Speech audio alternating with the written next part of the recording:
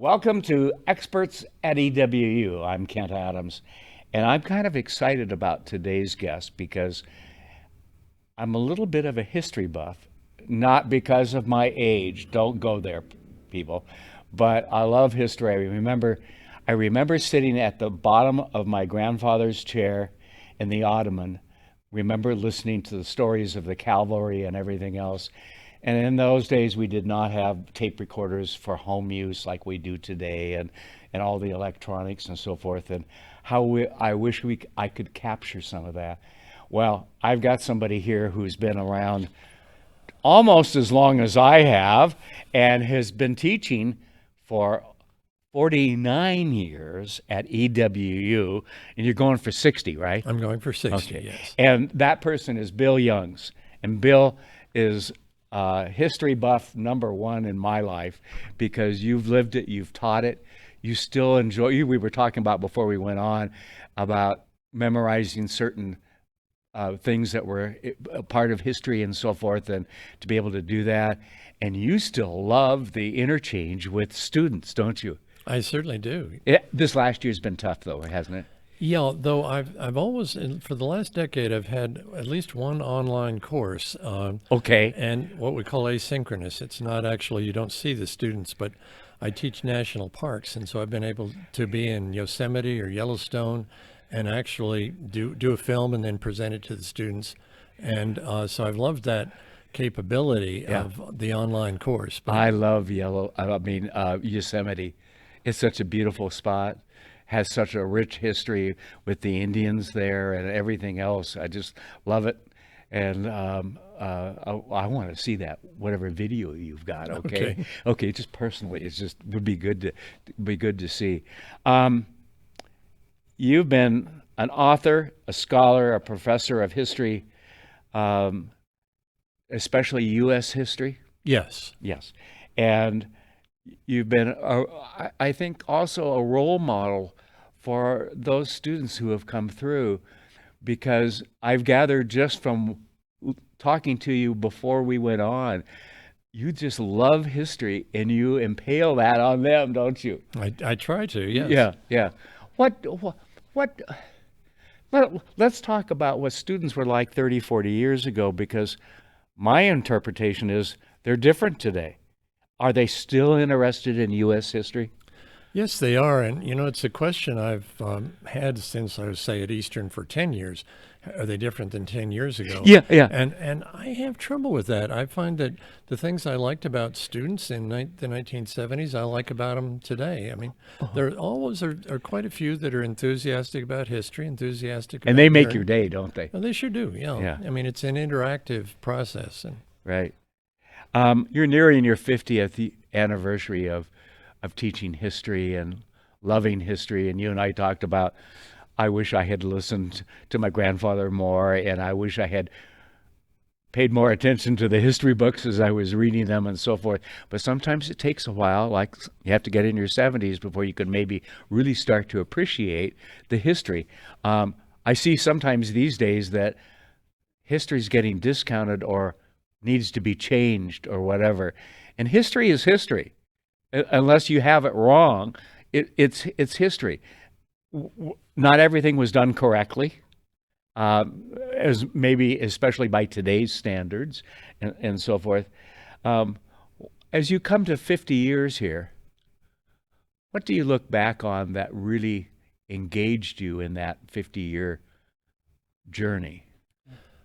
I'm going to give you an answer that may not be quite what you're looking for. Okay. And you certainly, you're the boss, and you No, follow up if you like. no. This is a conversation. But one of the things I find fascinating about teaching history as I get older, there's more of it that I've lived through.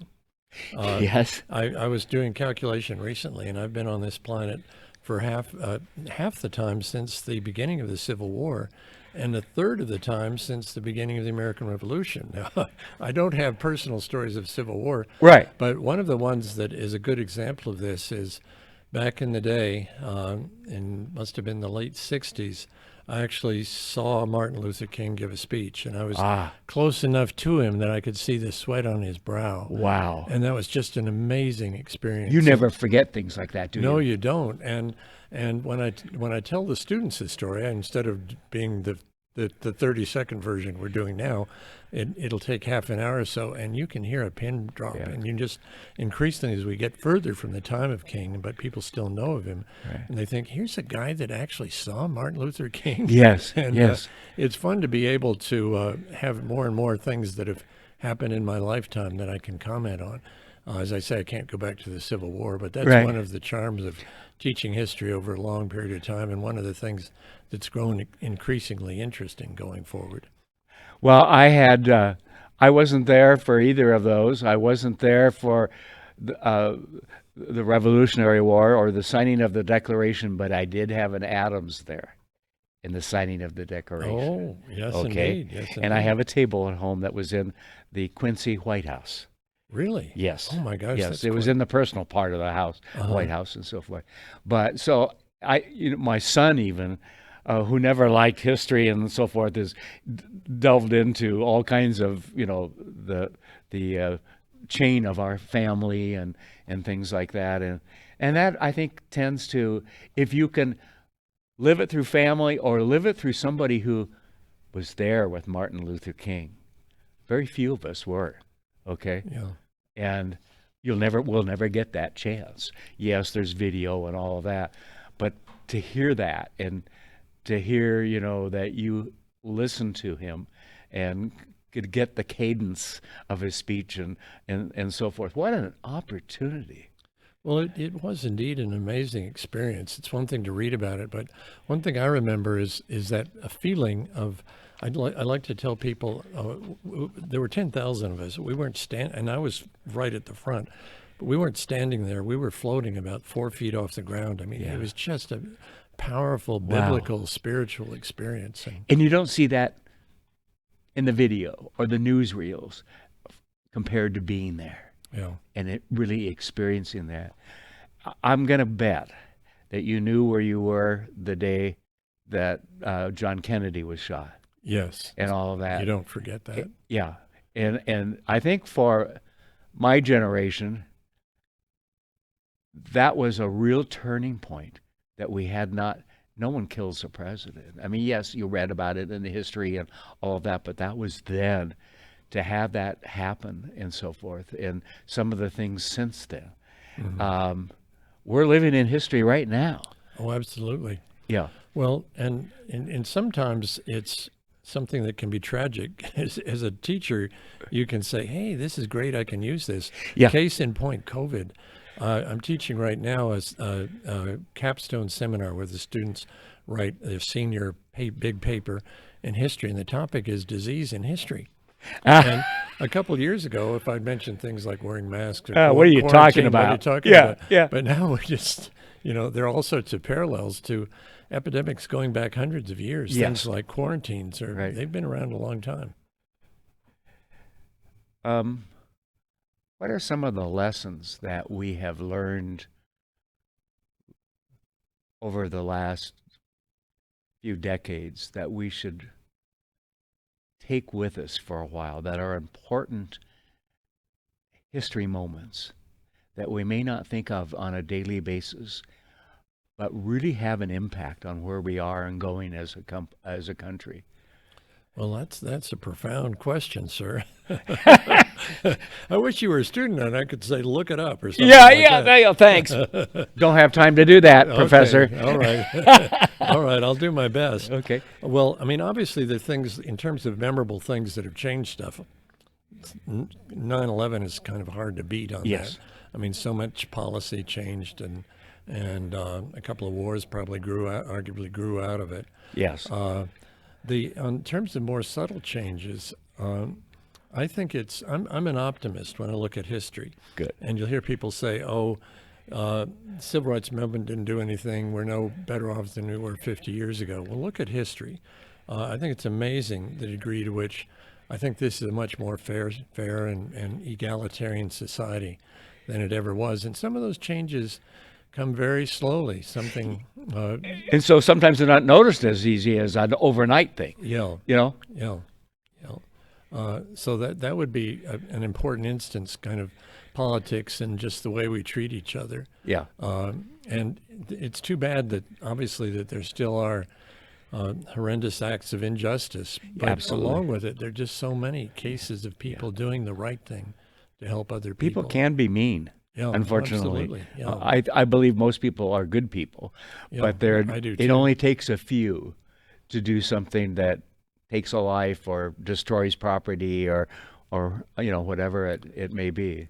Kent, I'll give you a case in point when I say that in terms of talking about subtle changes in Yeah. terms of values and so on. One of my essays I've written and subjects I teach is women's suffrage, and I'll have an essay question typically on that, and people are supposed to then they write about what was before and what come after, and I'll be reading a long discourse about how awful it was for women at a certain time and how unjust it was that they couldn't vote. And I'm wondering, well, is that Mary or is that Nancy? Who is it that's writing? And it's Bob or George. I mean, there are quite a few men Yes. that have really, believe this stuff By the way, strongly. women have a right to vote these days? Yes, they do. I'm just kidding. Of course. Yes. They even have a right to be vice president. Yes, they do. They do. Yes. And really run for any office. And, Sure. yeah. We've made some very positive strides. I think back to, I hear a lot of people talking, and this is just kind of the talk that goes on out there, not very often, but I hear it once in a while. Well, our Constitution and so forth, when it was created, was racist because we only gave 3/5 to a black person, and all you've heard that 1,000 times, I Yeah. know. The fact is, certain things had to be given to get it passed. And we look at it from today.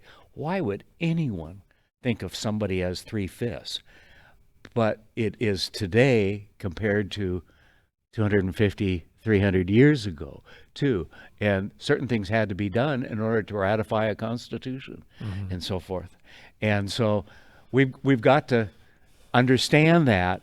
Now, what can we do to continue to make things good Yeah. as well? And that's also, I'm a great believer in the miracle of the Declaration of Independence. We hold these truths to be self-evident, Yes. that all men are created equal. Yes. They're endowed by their Creator with certain inalienable rights, that among these are life, liberty, and the pursuit of happiness. And a man, What a beautiful statement. what a beautiful statement. My And gosh. the man who wrote it, of course, owned slaves. Yeah. And there are a couple of things that I like to get out there. And one Good. is, when I talk about slavery, talk about the fact that that was universal back in the day, that Africans owned slaves, Indians owned slaves, Asians owned slaves. Right. The miracle was not so much slavery as the movement away from it. And the way I like to put it is back in the day when we had classes where people were actually there, I'll walk up and down and I'll say, what we have with liberty is a walk. It's not stationary, but it's progress from a given point. And from the Declaration of Independence, if you look at American history as a whole, you've also got to include things like 500,000 Americans dying for freedom. I mean, for freeing other people. You don't see that happening More very than in often any world other history. war. Yeah. Yeah. And just in a variety of ways, it's terrible where we came from our Yes. own point of view, but we are moving. But there was always hope on the horizon. I think that's what's classic about our country. I have a friend, and my tech staff's going to go, oh no, he keeps telling the story, but I think it says a lot, who left at age 18 or 19, Iran, went over the mountains to Turkey to get to freedom, eventually to become a citizen in his family here in our country. And he reminds me, because I said last June, after some of the riots and so forth, what's going on? And, how can we turn a different direction? He said, Kent, you have to understand, our country, because he's a citizen now, we're about 250 years old. I come from a country that's 2,500 years old, and they still don't have it right. Yeah. Okay, and sometimes that's hard to swallow because we all want we want things to be good today, if not today, tomorrow for sure. Yeah. And so it's a path that we're doing. There's more history to be written as we move forward.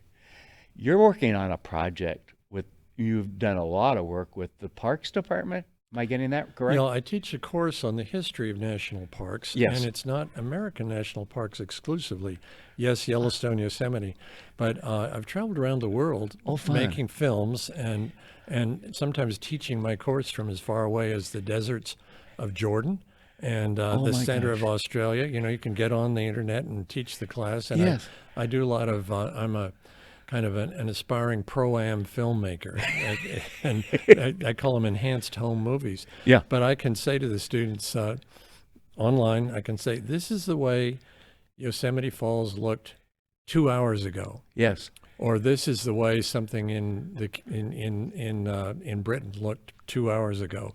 It's incredible, the technology between the a guy like me being able to make fairly usable home Yes. movies, and also being able to broadcast them through Yes. to students a long way away. Yeah. So yeah, I love that. And right now I'm working on a project I told you about the Yukon. Yes. And unfortunately, I'm not able to get up there because of restrictions on travel. Right. But I have 10 students at Eastern working on. We're actually going to write a book during the next six or 8 weeks, and publish it this summer. Oh, wow. Called Klondike Voices. And what we're doing is finding old newspaper articles, old diaries, old publications about people going in deep into the Yukon, and it's an incredible experience to be able to pull together 10 different minds and try to get us to work as one. Oh no, this isn't good. But oh no, this is great. And then ideally it gets to the point where I always tell them, and if you're writing, start out with an outline. Yes. But then let the outline guide your sources. Don't go off half-cocked. But then when you get into the sources, let the sources boss your outline about. So you keep kind of tweaking it back and forth. And they're getting into that. And so it's very much a unified group effort to put together this book on Klondike Voices. Has it been hard with the not all being in a room at one time to do things, or? It actually is working out remarkably well. We have 4-hour sessions once a week, so there's plenty of time to get deeply into things. Right. And there are 10 of us, which is a pretty good number. And you get all 10 together? Yeah. Wow. Yeah, through Zoom. Yes. And so far it's gone perfectly. Good. Get 20 or 30, I'm not sure how you would do it. That would be just static lecture. But with 10, it can be genuine discussions and work out quite well. One of the modern miracles of electronics, too. Yeah, absolutely. To be able to do that, isn't it? Absolutely. Yeah. So you're going to publish it this summer. Yes. So in September, you're going to come on and bring a couple of students and talk about it? Sure. Okay. And free copies for everybody. Yeah, great. That's signed, I hope. Of course. Of course. Oh, all right. I'm looking forward to that. I'm going to make sure you come, Okay, cool. Because personally, I don't care if one person watches, but personally, I'll be excited to hear about the work of the students and so forth. I think the dynamics there and so forth, and I think will be kind of fun to do. Well, Kent, to follow up quickly on that, Yes. a few years ago, a group of students and I published a book called The Fair in the Falls, which is the big book about Expo 74. Yes. And it's the biggest, most thorough book about any American World Fair since World War II. And, I'm bragging, but I'm also bragging for my students. And the book is dedicated to about 18 of them. And I'd still be researching that thing if it weren't for the excellent research that they did, pulling in information on it. So You came, we got something in common because you came to Spokane area 2 years before Expo. Yeah. And I came 2 years after. And I think I told you We before. bracketed it. Yeah. And actually, I had never heard of Spokane until a former boss of mine in Los Angeles took his family to Spokane for the World's Fair. Great. And then I never heard anything until we decided to move from LA to Spokane. And of course, working at the chamber, I was the guy in charge of all the projectors that were back screen. It showed on a screen from behind about Expo and the leading up to it and everything else. I learned the history. I knew within a week the full history Yeah. and who the players were, and got to meet many of them who Mm-hmm. would come to the chamber office and so forth. Yeah.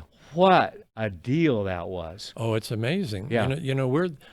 We're the second smallest city in the world ever to have had a World Fair. King Cole, who did ours, also Yes. did one in Knoxville, which is slightly smaller. But I like to tell people that in terms of the results of a fair, they call it the residual, what's left when the fair leaves. Yes. Ours is probably as good as anything anywhere in the world, because the falls had been totally forgotten, and now there's this gorgeous park right in the middle of the Yes. city, and that's And we just updated the park, the Yes, riverfront and park, beautifully. to keep it current. 'Cause beautifully. yeah. Yeah, yeah. No, it was an amazing job for a small town Yes. to pull it off. It really was. And it was at a time when many of them, most of them, business leaders and community leaders stepped up with their own pocketbooks and Yeah. their company pocketbooks to fund it and get it done. And I think we're where we are today, take away COVID, because things have been a little strange the last year. But we are where we are with the revitalization of the Davenport and downtown and other areas. I was involved in Mirabeau Point out in yeah. Spokane Valley. Great. Okay, to be able to do those kinds of things. Speaking of participation, do you have time for a brief expo story? Yes, I do. I'll try to keep it under 2 hours. Okay, that's a good deal. Okay. Well, one of my favorite stories in terms of the participation and the engagement with Expo, in terms of people wanting to be part of it, was the fellow who ran it was the Ford Pavilion, and they had an Indian teepee in there. And they had the structure, but they didn't have any lodgepoles, and lodgepole pines are what the Right. Native Americans would have used. And he went out, and Ford gave him money to go out and buy some from a local ranch. And he saw this ranch and went up, and they had just the perfect pines there. And he went to the door and knocked, and this big rancher came out and sort of glared at him. "What do you want?" And he said, I'd like to buy some of your trees for Expo. It's going to be for teepee." And the guy said to him, "I will not sell you any of these trees for Expo." He said, "If this is for Expo, I'm going to give them to Expo." Oh, nice. And Nice. that's just, that There was that spirit, sense wasn't of there? community Yes. is special. Yeah. It's priceless. It is priceless. It really is priceless. I want to ask about the Bill Young's Endowment Fund. Some folks were working with you to set up an endowment, which is, number one, a great honor. Okay, to have Indeed. one. It really is. It says so much about your history. We talk about history, but your history here at EWU. Tell me about that. Well, back in the day, about 10 years ago, I was president of the faculty at Eastern, and a young woman named Alicia Kenny was head of the student body. And often those are two different silos, but Yeah. we got to know each other, and I did things like having the students over along with faculty to events at my house, so we got to mingle. And so I got to know her better, and her fiance, now husband, Mike Clausen. And about a year ago, they took me aside in Seattle and said, "Bill, we wanted to do something for Eastern and for you, and we've created," they'd already done this, "we've created no. something called the Bill Young's Endowment." And the thing about it, Kent, is these kids, I mean, they're probably 30 now, Yeah. But compared to us, they're kids. yeah. Okay. These kids had just had twins, Oh, boy. and they put up $5,000 to start this endowment. Well, in the meantime, I tell people I had a brief cancer scare just before that. I came through it just fine. But kind of between that personal experience and Yes. and my being so impressed with him, it's cost me a lot of money. I love it. I love it. Because I decided if they can do this, I better start Yeah, digging deep. yeah. But at any rate, we've got this endowment going forward, and Good. it has, one of the things will be a prize called the Clausen Young's Award for a student to do a project in environmental history at Eastern. And the other thing we're going to do is sponsor things like this. The Klondike book will be funded partly through that endowment. Oh, nice. Good. Yeah. Good. Wow. I could keep going on for hours, but I'm going to get you back in a couple months. Okay. It's a deal. Yeah, because this is absolutely fascinating to me. thank you for all you've done for nearly 50 years at our campus out there. Do you teach downtown at all, or when classes are? Yeah, occasionally I've taught Yeah, downtown. It's yeah. mainly on Right, campus at right, Cheney, though. right. Yeah, And I hear, isn't that going to be back open in the fall? that's what we're hoping. We're hoping, yeah. Yeah, yeah. Yeah, I'm seeing a lot of campuses come out, including WSU today came out that they got to wear the mask to come back. Or you got to have the COVID shot to come back. Yeah, So they're requiring the students to yeah, have it to come which back. makes sense Interesting. because honestly, it's the younger folks who haven't wanted to do it, Well, and and they're often working in a class project or whatever very close together. No, they need that proximity. We need Yes. proximity with them. Yeah, Yeah. yeah. So are you okay after a year of primarily working from home and so forth? You know, I'm looking forward. Yeah. I've luckily a lot of the online classes have gone just fine. Yeah. But I'm looking forward to there are just certain things where it's nice to be. Yeah. Somebody says, "Hey, can I miss class Wednesday? My brother's getting married or whatever." Yeah. And you know, that's a slam dunk. Of course you can. Yeah. But it's fun to be able to just sort of look at them and Yes. say, "Well, of course you can. Congratulations." Yeah, yeah. Those kinds of personal. Yeah, I've heard things from a are- lot of friends who are so glad that they can now have coffee with a friend or sit down over lunch. And so, in fact, I've averaged, I think, 2 lunch meetings a week now because Oh, good. a lot of people want to get together and so forth. And yes, the electronics are great and all that. I don't want to take away from that. I learned about Zoom a year ago, January. I learned how to do Zoom. And I think it was March last year, even though my tech guys might say, well, we still have to set it up for you, Kent. But, you know, Yeah. I mean, it is what it is. So, yeah. Thank you for your time. Well, thank you so Thank much, you Ken. for inspiring students to take a look at history and the importance of history, the good and the bad, okay? We It's, need it's both. both, Yeah. okay? It's both. And we can all sit and debate what was good and what was bad. I think most of us know what was bad, okay? But let's work on making history now that is good for all of us. Yeah. And get that first line of "We the People" in the Declaration. Well, it's great to teach something you love and to make Yes. contact with people who are enthusiastic about Yeah. it. I'm a It's- lucky person. It's yeah. Yes. I have people say, well, what should I do on this job or that job? And I said, do what you really like to do. You only get one chance at this in one lifetime, Yeah. okay? And have some fun. Thank you again for coming on Experts at EWU. Okay, thank you, Ken. All right. My pleasure. See you next time right here. Thanks.